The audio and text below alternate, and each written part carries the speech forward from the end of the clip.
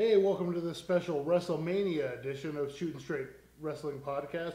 We literally just got done watching it, and we're going to give you our opinions, results, and also cover the Hall of Fame and NXT Takeover. Absolutely. This and more when we come back. But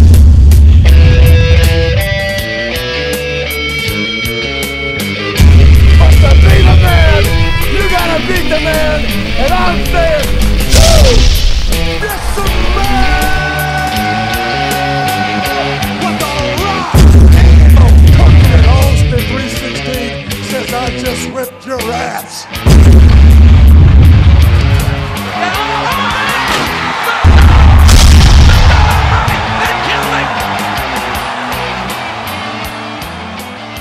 Hey, we're back. I'm Brian Brown. Red Scorpion, Mike Martinez. All right, so we just got done with WrestleMania. What's your initial thoughts about it? I liked it. I thought it surprised me a little better than I thought it was going to be. We were just talking about which one was better last year's or this year's, and still toss up. It's still hard to decide, but it was actually a pretty entertaining show. Yeah, there was some surprises. I thought it was okay. I mean, for a WrestleMania, I didn't think it was as good as Should have been. Yeah, they should have built it up more. And I don't know, we'll get into it. There was some stuff with The Rock that I thought they could have done a little better job with. But so we'll get into it. Do you want to start off with the NXT Takeover that happened on Friday? I believe, right? Friday the 1st, and it was no April Fools on that particular day because it was actually it was a show-stealing event. I mean, in terms of the whole weekend. What do you WrestleMania versus NXT Takeover? Entertainment-wise, WrestleMania, but match quality and professional wrestling-wise, definitely Takeover, no doubt. Yeah, definitely. No doubt. Opened up with the tag titles, the Revival defending against American Alpha. Yeah, and I've told you I'm big on the Revival. I think they're going to reinvent tag team wrestling. They remind me a lot back. of the young Brainbusters from back in the day, Arn and Tully. They got that old school feel. But they've got tag down to a science. Yeah, and I love how they go.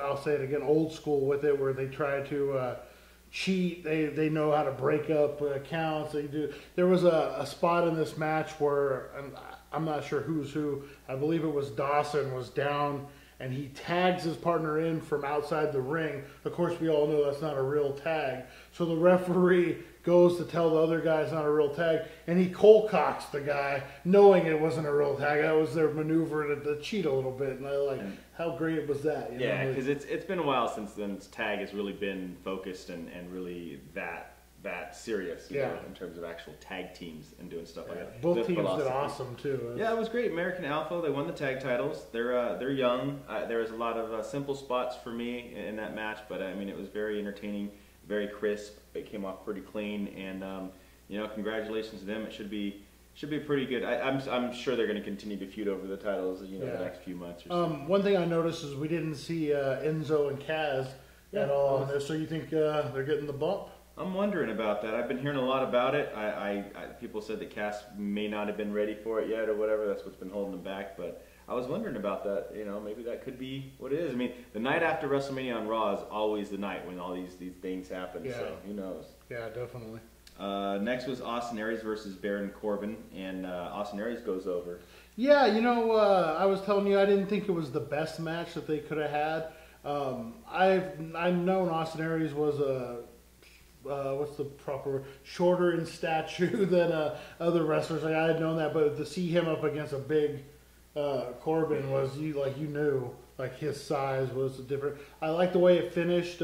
Used his old veteran trick to win the match. So there's nothing controversial. Oh, he beat him with the finish, plain and simple or whatever. Just kind of out-tricked him. Yeah, exactly. Yeah, which I don't know, for his first match, I've been noticing a lot with the guys from TNA or from the indie scene. It takes them a few matches to really get adjusted. You look at AJ Styles' first match against Chris Jericho, there was definitely some adjustment needed compared to what we saw tonight at WrestleMania. Oh, yeah. So I'm sure Austin Aries will be the same. Yeah. Just take him a few matches to get in the groove again. And it's all going to depend on who he works with, too. Yeah. I think that's going to be a huge and thing. and you can't forget Corbin is a rookie. He's still developmental. Yep. He is, both did a great job in that match. Yeah. It was just to me, it For what it was a good match. You know, Yeah, definitely. Shinsuke Nakamura made his debut. They placed him against Sami Zayn. Couldn't ask for a better opponent. It was a great match. Oh, yeah, match of the year candidate. Oh for yeah, sure. it was definitely. It had a real feel to it. It was definitely something better than I've seen in a long time. Yeah. And I had told you earlier that was my first watching a real match of Nakamura's, and I wasn't sure what to expect. Heard a lot of great things, and surprised with how, I guess, erotic that it really pushes the envelope. Some of his moves, some of his things he does. I wasn't expecting that at all. My worry, I think he's great. I think his style's great. My worry is that if I didn't know what to do with it, what would like Vince McMahon, hopefully he stays in NXT for a minute, Exactly. kind of gets his bearing, and Triple H will have more of an influence when he hits the main roster. Exactly, and to me that's the perfect place for him right now. Basically for reasons like that, just kind of working on him because the style that he's had, and just the fact that he's had that gimmick and the way he is and everything that he does it's went over so well in Japan for so long, and ROH embraced it, and now NXT seems to really be kind of embracing it. It's just getting him kind of fitted in that mold and kind of being able to both sides please each other in a way, and I think he'll be just fine. It's going to take him some time to get to the main roster, which is fine with me. I think he's right where he needs to be. He goes over in a great match, show respect at the end of the match. They shake hands, and it turned out to be. And that should be it for Sammy, right? I think he's main roster bound. Yeah, that's another one. Yeah, he was on WrestleMania, and he looked right at home at WrestleMania. And that was a plan for a long time. If he wouldn't have got injured the way he did, he should have been up a while back. So, when he has match with Cena. Next was the ladies' title. Asuka defeats Bayley to win the title. Did you consider that an upset, or did you? I was thinking that Bayley would go over. You would get a rematch. Maybe Asuka goes over, then you get a rubber match, or at the third match. Yeah, I was a little surprised too. I was definitely. I mean, Asuka's been kind of a dominating factor in the women's division over there, but Bayley's been so huge. I mean, I was telling you before how she is NXT. Yeah. She's NXT bred and born basically. Yeah. But Asuka goes over. She makes the 3 count. I was completely surprised about it, and she wins the title. I think the match suffered a little bit being right after a Nakamura match because, I mean, the crowd was pumped. I was pumped, and then so there was a lot of things that the match was on point. But I don't think the crowd was behind it as much as they would have been if you would have had a buffer match in between. I completely agree. And then NXT title match, Finn Balor goes over on Samoa Joe. What do you think? Awesome match. I know the blood wasn't planned. It kind of took away how much attention they should have just let them run with it. Yeah, it but was a little over. Yeah, but I think it added. But then again, it added to it. It gave it a little more dramatic. I think the fans were kind of getting pissed too with the constant attention. Joe definitely was too. Oh yeah, he was just let me wrestle. How about the sighting of the It Factor, Bobby Roode at ringside? Yeah, that was a pretty cool moment. I think he's a perfect fit for NXT, perfect fit for WWE. I think. I agree. Yeah, just a little polish and he's good to go. Absolutely. Yeah. So I was kind of excited. And that's making NXT such a stacked roster now too. I don't know if Joe's going to get the call up. I'm assuming so because what else can he do in NXT at this point? So I mean, Austin Aries, Bobby Roode. I mean, you got Nakamura is there now. Finn Balor, and then who's the other Japanese guy who's been out with the injury since last year? He's ready to come back too. So and he was just getting started. I mean, he was in the Battle Royal last round or the Giant at WrestleMania, and I'm excited to see him come back. So they are stacked. You got that right. What do you think? You thought it was an A+ on their part? Oh, yeah, definitely. And I love the fact that they sold out the arena they were in. You're looking at least 10 to 11,000 people in there. A lot of and vocal crowd. They were in it. It popped all. I mean, there was so much.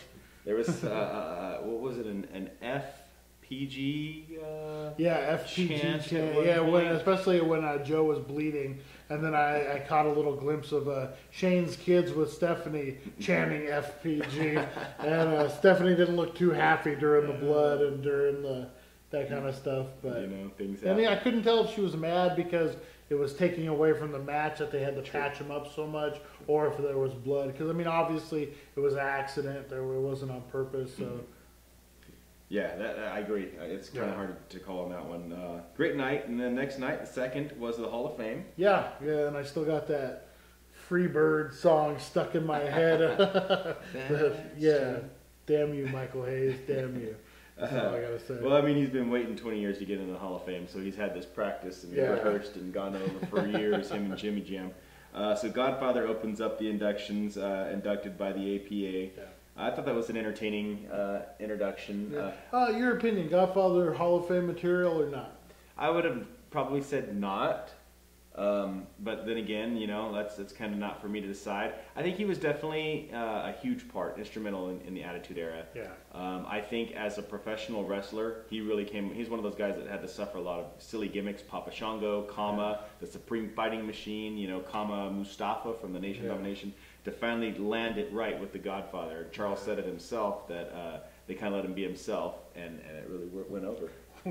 Which is kind of funny. It was kind of funny, but hey, whatever works. But and from an entertainment aspect, he's so entertaining. He's always been entertaining. Yeah. So I mean, and he's a company guy. I mean, how long was he with them? Like, if you go through all the gimmicks, 92, something like that, and for years. So I mean, he. From the what you've put into it, into the business, what you've given to the business standpoint, what you've suffered and gone through, I would say, from that aspect, I would say, he deserves to be in it. Next was Stan Hansen. He was inducted by Big Van Vader. Yeah, you know what? I heard some people kind of talking about Vader and kind of I don't know, not a great intro. I thought it was great. I mean, as a wrestling fan, exactly. I knew what he was talking about. Exactly. I heard the stories, so I thought it was great. And especially the Stan Hansen era was before my time. It was almost a few years before. I was just a kid. So, Bruiser Brody, Stan Hansen, when I watched them on old AWAs, it kind of scared me a little bit. But now I can respect, what they were doing. And you watched. I was young when I seen Stan Hansen for the first time. I believe it was in WWE, and he was just, spitting out that chewing tobacco, and he was just he just beat the hell out of you. And I mean, from that aspect, I would agree. He was very scary to watch, very intimidating. But like you said, both those guys came from different eras, and I think the wrestling fan enjoyed the induction and the speeches, and both guys. Vader and for his age, boy, Stan Hansen looking good. Yeah, I mean, coherent. And, he's been hit with a few cowbells, and I think he's hit more people with it. So maybe that's what's keeping him fresh. Jacqueline finally makes her way into the Hall of Fame, inducted by the Dudleys, and we were kind of talking why the Dudleys inducted her, and I guess it was probably because of the fact not only was she with them in WWE, but she spent a lot of time in TNA. Yeah, which I didn't even. I hadn't realized not watching TNA that much. Yeah. So I mean, there was that friendship bonded, and I'm just so proud. I guess she requested them. Yeah, right off the bat. Yeah.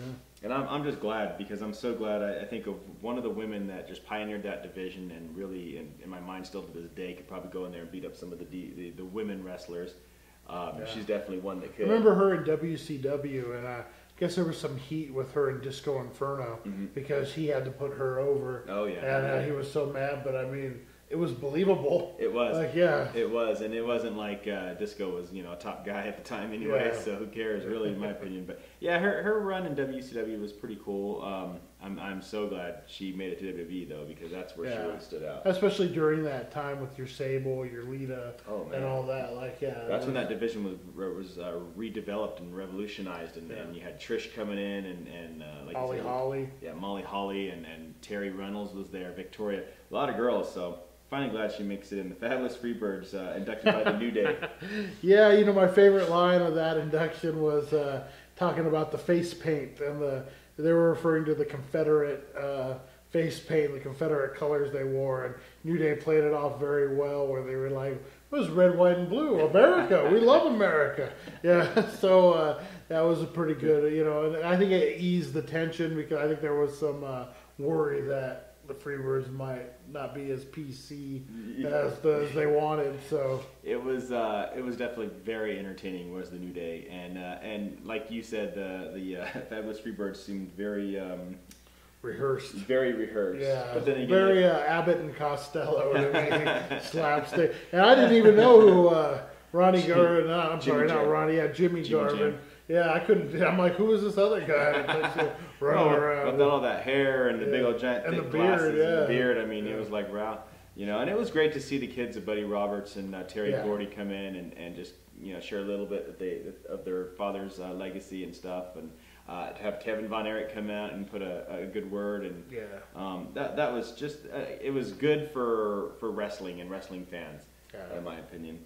The next one was the Big Boss Man, who was inducted by Slick, brought out by Slick, and then his wife and daughters were the recipients of the. Yeah, that was. I mean, it was great for them. A little awkward because it was the family, and he had passed away, but they had some good stories, and And they you seen the nightstick, which the wife said was used, so beat up many of people. So that's kind of funny. How about Snoop Dizzle? I thought that was great. Very humble, very appreciative. Yeah. And a big plug for Sasha. Yeah, I thought that was cool. Absolutely, and which is it's her cousin if you didn't know that. And he's been a huge WWE mark for a long time. He's always constantly. I like I like it when they bring people in from. We'll say celebrities, and then they give their story of like the first time, and he talked about his uncle bringing him to, I want to say the LA Coliseum, it might have been somewhere else, where he saw Gorilla Monsoon and Andre the Giant. Yeah. And I'm like, those are memories we all have. The first time we ever went to wrestling and how that impacted us. And no matter what we do for a living, wrestling has had an impact, and he was blessed enough to do stuff in wrestling. I know people give the entertainment wing of the Hall of Fame a bunch of crap, but I mean, it means something to people, and why not? Yeah, especially if they enjoy it and they love wrestling, then no biggie. Joan London won the Warrior Award, which was very special for her. And then finally Sting inducted into the WWE Hall of Fame. A real Hall of Fame. Ric Flair did a great job. Oh, Lord. Loves to go off of Q and talk about different things. All of a sudden he's talking about what a great job Vince McMahon's doing. And he got off Q a couple times. Puts his daughter Charlotte over a little bit. And was able to bring it home, though, which was cool. And then Sting, just what I expected, very appreciative, very honest. Love that he brought in his faith into it. He didn't waver from that. Talked about some of his moments. My favorite one was said an NWO angle was going on, and he goes down. Kevin Nash goes down next to him, and hey Kev, are you okay? Yeah.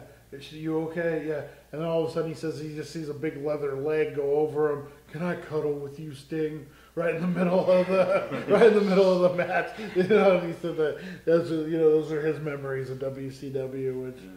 He was very, very humble.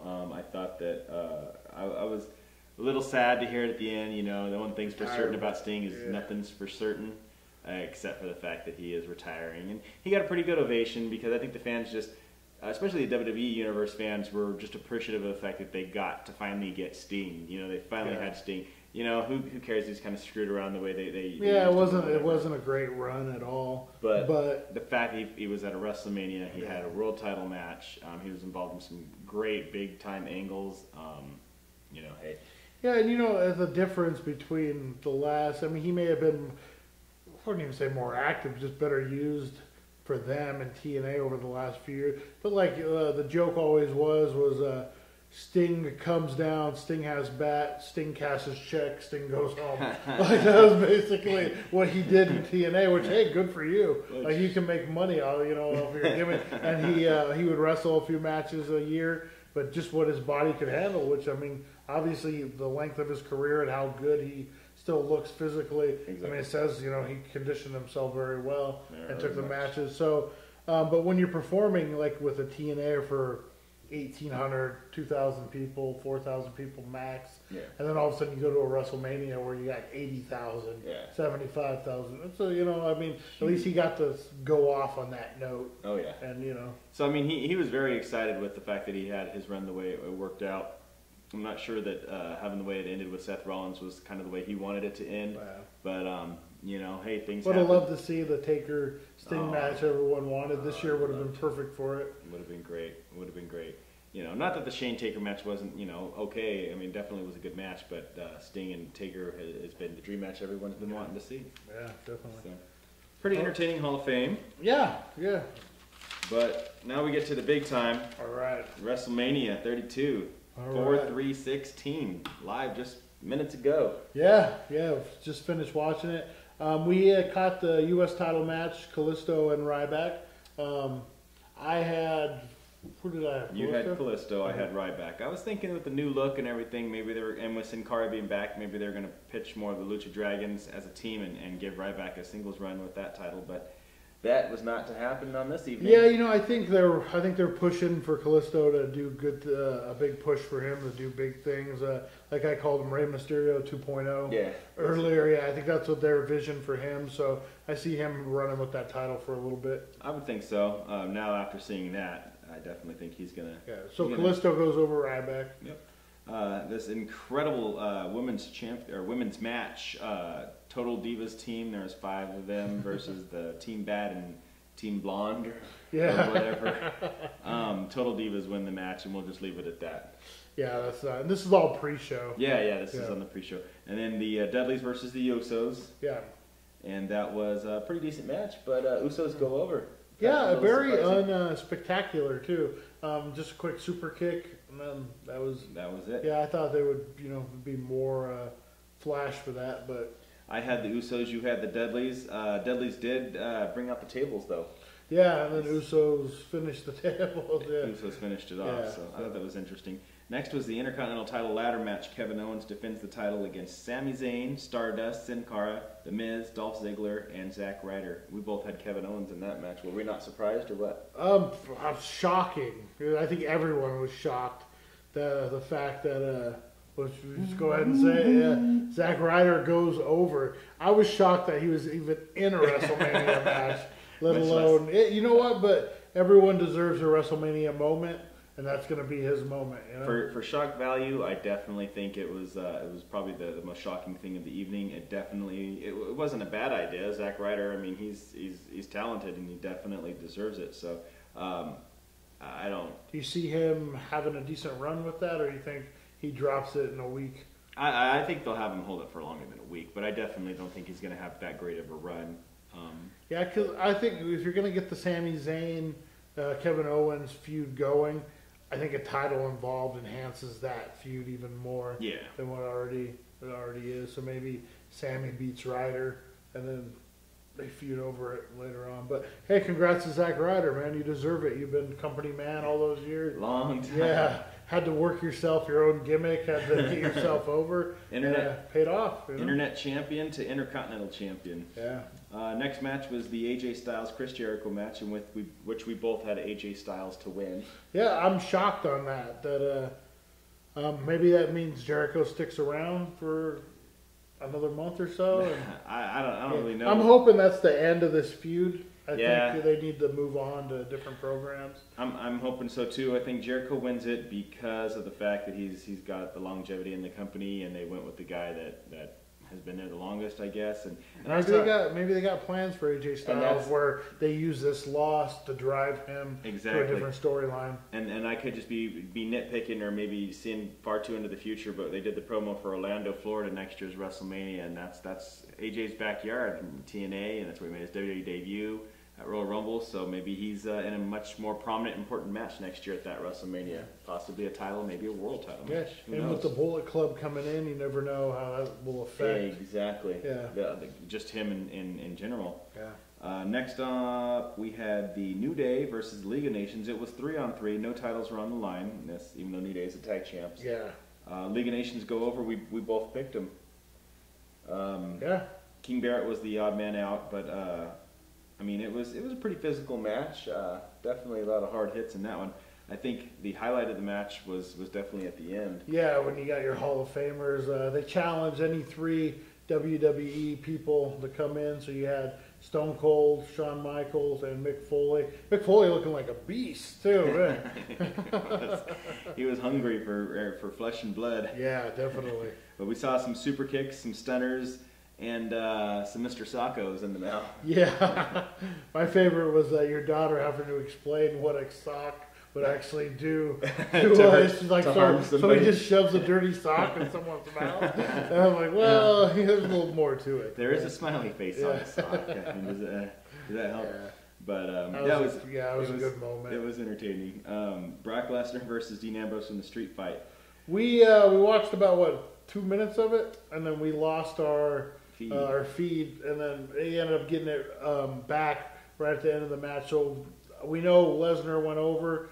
Not a lot of info from our end on that yet. So. Yeah, I was a little confused. I had picked Brock Lesnar, you'd picked Dean Ambrose, but we both were hoping Dean Ambrose would be able to take something out of this match. I don't see what benefit. Like, Lesnar could be okay with a loss. Yeah. Like, there's nothing. Especially at WrestleMania. Yeah, and then chances are he won't be there tomorrow. And if he is, then he's gone the next week. A Dean Ambrose win could have really elevated his stock and brought them to have another, semi-main eventer. Yeah, I kind of wish that they would have done it a little differently. Had there been could have had some great promos. Remember the Heyman promos how he beat Undertaker. Oh, yeah. You could have had Ambrose. Sorry, you have Ambrose cut those same WrestleMania. I beat the Beast. At Mania. Yeah, his shirt, the Suplex City spray painted with Dean Ambrose over it or whatever. That was just classic. But it's regular WWE booking. Exactly. A little surprised by it. But go figure. The Divas title was renamed the Women's Championship, a new title brought out by Something we've Lita. been pushing for a long time. Oh, Lord God, I hate calling them divas because they're women wrestlers, they're lady wrestlers, they're superstars, they're workers, they're not divas. A diva is a chick that's just constantly bitching about shit. They're not divas, they're hard workers. And beautiful belt, too. Oh, man, and it resembles the WWE World Heavyweight Championship, the guys' version. So, I mean, that says a lot, and for Lita to present it, that meant a lot too. Charlotte versus Sasha versus Becky Lynch. I had Sasha, you had Charlotte. Flair at ringside. Yeah, which was classic. We got Charlotte going over, which I agree with. I think she's on a monster run right now. I don't see taking the belt off for her anytime soon.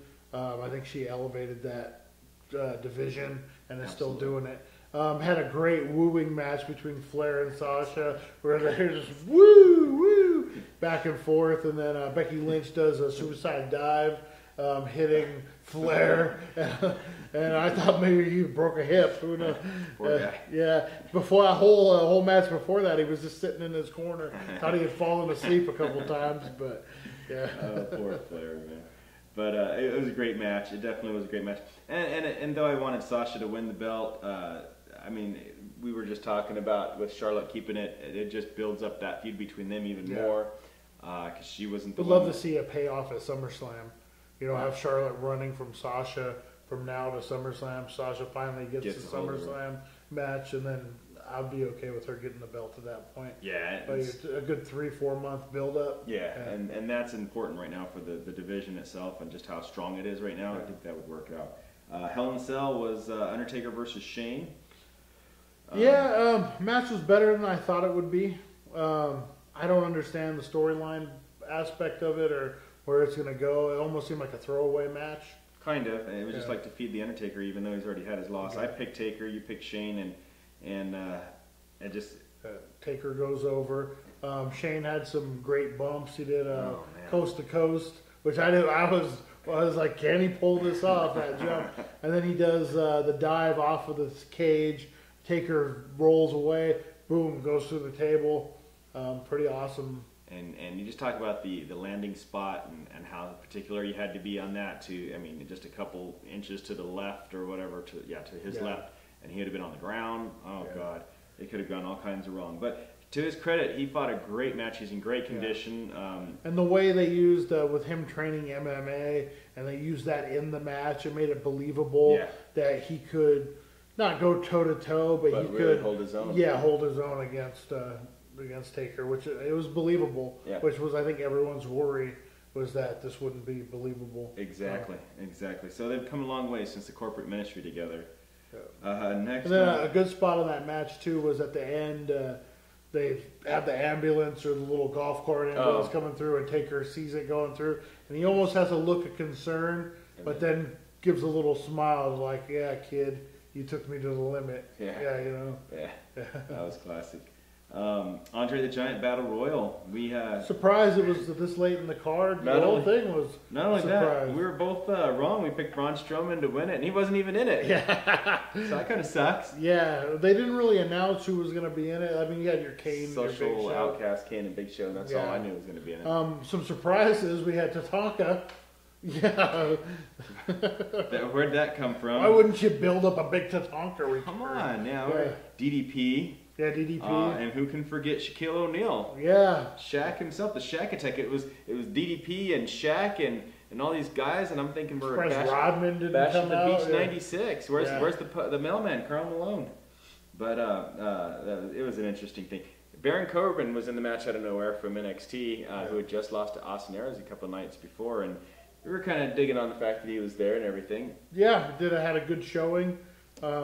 Ends up winning it. I mean, which I really like because I think it gets misused on the main roster. Like Big Show won, whatever. You hear something the next day, and then it's forgotten. Cesaro. Yeah, Cesaro had a little run with it, and then it got lost in the shuffle. Yep. I think if Corbin's staying in NXT, he brings that back to NXT. He can use it as a gimmick. Yes. Hey, I lasted with the big boys. I was on the big guys roster. You know, you guys are beneath me, and I'm Andre the Giant, winner. Exactly. And I mean, he could use that almost like the Slammy Award-winning Owen Hart. Oh, God, yeah. You know, you just interesting about that. Not to get off topic, but they were saying that wasn't ever a gimmick. Owen just grabbed those and just ran with it. Like it was like, hey, you know, brought him everywhere. Yeah, almost as a rib. But then it ended up catching on. So, yeah. That was some funny stuff back in them days. But congratulations to Corbin. That was exciting to see. I mean, throws out Kane. Do you see him stay in NXT? Okay, now, twice the announcer said something about Corbin making it. And so hopefully that doesn't mean that he's going to be on the main roster. Only because I agree with what you're saying. If he takes it to NXT, it's going to have a lot more meaning. They can do some more things with it, longevity. If he comes to the main roster, is he really ready? I mean, is he just going to get lost in the shuffle like Tyler Breeze and Bo Dallas and Neville and some of these other guys? I'm kind of scared for that. I'm okay with him staying there for, I wouldn't say a whole nother year, but I mean at least a little bit longer. Yeah, a whole season, like past SummerSlam, I would say. Like that'd be completely fine, and really take that run, that last little run. So then out of nowhere, The Rock comes out, with a flamethrower. Yeah, which I was really confused. You had saw it, or you saw, he's going to light The Rock sign up. But I'm just like, I thought it was a T-shirt machine at first, and he was going to, I'm like, so they got The Rock to be the ring girl? Like, what is he doing? But no, he ends up lighting his name on fire. It's kind of cool, and seeing that, and he comes out, and he's putting over the fact that it was 101,000 fans or plus that broke the record, which was in Cowboy Stadium. Yeah. So I mean, they broke some records. He was proud to share that with them, and then Bray Wyatt and the family come out. Yeah, big ovation for them. So they announced that the record 101,000, was that what it was? Yeah, 101 and seven something. And so I would say at least 70,000 phones were lit. Oh, easily. Yeah, it was a pretty cool moment. They have their back and forth. Impromptu match comes out.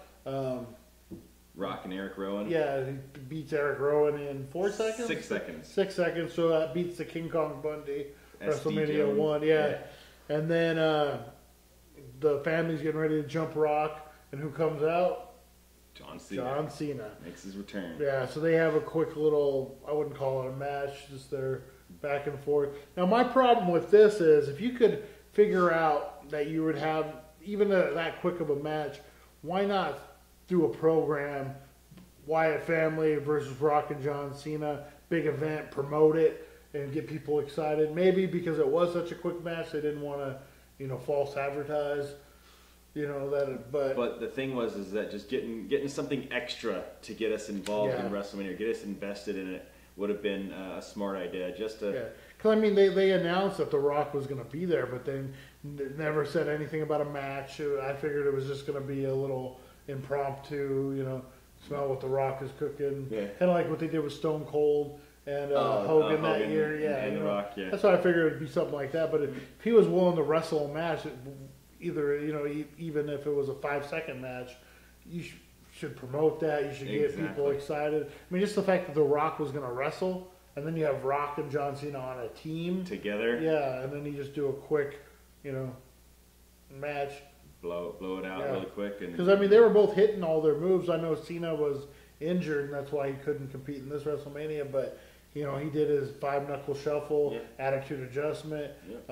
He only has like 5 moves anyway. So if he could do those, why not? Even if you do a 5-minute match, but. It would have definitely, from the terms of marketing and getting people a little bit more interested in it, it would have been a wise idea. Yeah, definitely. Main event, WWE title, Triple H versus Roman Reigns. We both picked the Roman Empire to take it, and that's what happened. Yeah, very lackluster. Yeah, just it was an okay match. I don't know. I think in their minds they have an idea of what it was going to be. But in reality, it wasn't like you had a Stephanie McMahon, almost like we're corporate holding the man down, and your only savior is going to get beat tonight. It was a real weird entrance, but I think in their mind, that's what they thought this feud was. But in my mind, it was nothing. Mm-hmm. And what really took away from it for me, and I mentioned it to you, was the fact that last year he stood toe to toe with Brock Lesnar. Yeah. Just had a great fight. Before Seth Rollins came in and stole the title. But, I mean, it was just, that was awesome. And then a year later, you bring him in with Triple H, who's no Brock Lesnar. And he's not even really a wrestler. He's supposed to be the corporate guy behind the camera. And, that's what you've had us to believe for all these years. And then to have a match of that length, and then it just wasn't doing it for me. Yeah. No, I don't know if you've noticed it. I kind of picked up on it. Did you notice, like, with a match that length and how they were going, how limited Roman Reigns is? Like, he went to that Superman punch so many times, and that spear so many times. I've always kind of known that he is very limited, which I think it was really exposed. With the Shield. Yeah. I think that's why a lot of fans have an issue with him. Same thing, we just got done talking about Cena, and he's supposed to be the new Cena. So, I mean, it fits that what they're looking for. I was just with that main event 30-minute match, which I'm assuming it was 30 minutes. I'm not 100% sure, but like we saw that Superman punch at least 6-7 times, spear at least 3 or 4 times. Mm-hmm. Like, guy needs to get a couple drop toe holds or something going. Yeah, come up with some other things. I definitely, and that's just the fact that they broke the Shield up kind of quickly, and they kind of really put him on his own kind of quickly. And he's the type of guy that when he fights a guy like Brock Lesnar and he gets his ass whooped most of the match or whatever, and then he does those few moves or whatever, then it's really like, Yeah. But against Triple H, who's a technician, a great technician, a great ring general, you've seen that big time. Yeah. So, taking nothing away from him, I was telling you that I still see another 10 world title reigns in his future, but I definitely think there's some room for improvement, and I think a lot of it is just going to be character development and just he's got to really turn heel. I mean, that's going to save him. People are not going to care if he's got 5 moves or 50 moves. If he's heel and he's working that crowd. Yeah, exactly. And the more they do hate that he only has 5 or 6 moves, the more heat he gets, and the better for him. Exactly. Yeah. And then there was the big surprise after that. Andre the Giant comes out, and he wasn't dead. Oh, wait a minute, that was on my 2K16 game. Sorry, guys, that didn't happen in real life. No. It ended up, fireworks, him holding. It was supposed to be that feel-good moment, and I didn't feel too good. We're just like, all right, time to get the podcast set up. Yeah, exactly. Like, I was almost ready, like 5 minutes into the match. I'm like, yeah, can we get it set up? We know how this is going to end. So, okay, let's real quick. We'll kind of finish it up. Where do you see Raw going tomorrow? Any big surprises you want to predict? Definitely see some Bullet Club action. You think so? I'm thinking I see, if they're not going to be Bullet Club in WWE, I definitely see. You don't see them going to NXT first, maybe helping Baylor out, Fowler? I mean, I was kind of hoping that I'd see that at Takeover, and like you had said on our last podcast, kind of having him refuse the help or whatever, and maybe seeing something. I definitely see them doing something with AJ. Probably against it. I see that working in the main roster. Maybe. Who knows? I just think that would work. I mean, because NXT's got such a stacked tag team division right now. WWE really needs a good team, a good solid team. Yeah. Maybe a couple other return surprises or whatever. But I definitely am looking forward to the ladies championship and how they're going to build that up. Definitely kind of curious what they're going to do with Dean Ambrose after that. How's the control of the company going to go now that Undertaker wins? Does Shane just leave? Yeah. You know, what's going to happen? Is he going to stick around and try to continue to fight for Now, do you, I'm trying to think last year, usually there's a big return. Yeah. Like, and usually it's someone not injured, like you get your Brock Lesnar coming back, Mm-hmm. or I mean, the Goldberg rumors have been flying around. I don't really see that. Do you see anyone coming back? Maybe Cesaro, but I would say Cesaro will definitely probably swing back into action, pardon the pun, tomorrow. I definitely think that could happen. Goldberg, I'm not really feeling that or seeing that. Who knows? There could be more than one, but I definitely see something happening tomorrow night to keep us going. that's the big one, and the crowd always pumps that night after WrestleMania up for Raw. So that'll be definitely one. All right, so thanks for watching. Please be sure to like, subscribe, and share. We'll have Monday Night Raw podcast up later on this week. We appreciate everything. If you're watching on BST TV, stay tuned for Anarchy Pro Wrestling. And if you're watching on YouTube, again, like, subscribe, and share. We thank you guys for all the support, and happy WrestleMania Day. See ya.